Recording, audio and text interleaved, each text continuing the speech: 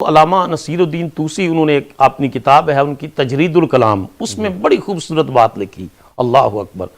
انہوں نے لکھا کہ کسی کے بارے میں کہ غلط فیصلہ کرنا دو بنیادوں پر ہوتا ہے، یا لالچ کی بنیاد پر ہوتا ہے کہ کوئی جج فیصلہ کرتا ہے لالچ کی بنیاد، رشوت لے لیتا ہے اور غلط فیصلہ کر دیتا ہے، یا کسی عدم علم کی بنیاد پر کہ اس کے پاس پوری شہادت نہیں پہنچی، ڈاکومنٹری ایویڈنس نہیں آئی اور وہ غلط فیصلہ کر دیتا ہے۔ علامہ طوسی نے لکھا اللہ تعالیٰ کی جو دو صفات ہیں نا، عالم ہونا اور غنی ہونا، کہ اللہ کو کوئی لالچ نہیں ہے، وہ غنی ہے اور بے نیاز ہے اور عالم ہے، ہر چیز کا اللہ کو علم ہے۔ یہ وہ دو صفات ہیں جن کی وجہ سے اللہ کبھی بھی غلط فیصلہ نہیں کرتا۔ تو جو آدمی اپنے مالک سے تھپڑ کھا کے خوشی محسوس نہ کرے، وہ ایمان کے راستے میں کھوٹا ہے، وہ جھوٹا ہے، وہ اس کو ٹھوکر لگتی ہے تو اللہ اکبر، وہ جہاز جب التا ہے تو سارے لا الہ الا اللہ، تو فرمایا یہ ٹھوکریں اس وجہ سے تمہیں لگتی ہیں، پریشانیاں اس وجہ سے آتی ہیں کہ تم ان پر اپنا ریئیکشن کیسا دیتے ہو۔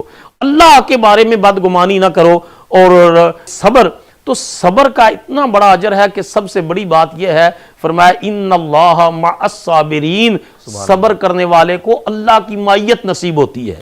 یعنی مصیبت آئی ہے، وہ صبر کر رہا ہے تو وہ سٹرانگ بلیو رکھے اس وقت میرا رب میرے ساتھ ہے، کیونکہ اس کا فرمان ہے کہ صبر کرنے والے کے ساتھ اللہ ہوتا ہے۔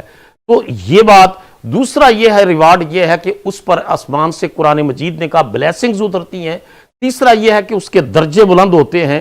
چوتھا یہ ہے کہ جو اس سے گناہ سرزد ہو گئے ہیں، دانستہ یا غیر دانستہ، اس مصیبت کے ذریعے اس کے وہ گناہ معاف کر دیے جاتے ہیں۔ حضور کے ارشاد پاک کا مفہوم یہ ہے کہ مومن کو کانٹا بھی چبھتا ہے نا، تو اللہ اس کانٹے کے چبھنے جیسی تکلیف پر بھی مومن کا ایک درجہ بلند کر دے۔ تو اس وجہ سے کر کے جو بھی مصائب آئیں ان پر صبر کرنے پر اللہ تعالیٰ بے شمار انعامات اور بے شمار احسانات سے بندہ مومن کو نوازتا ہے۔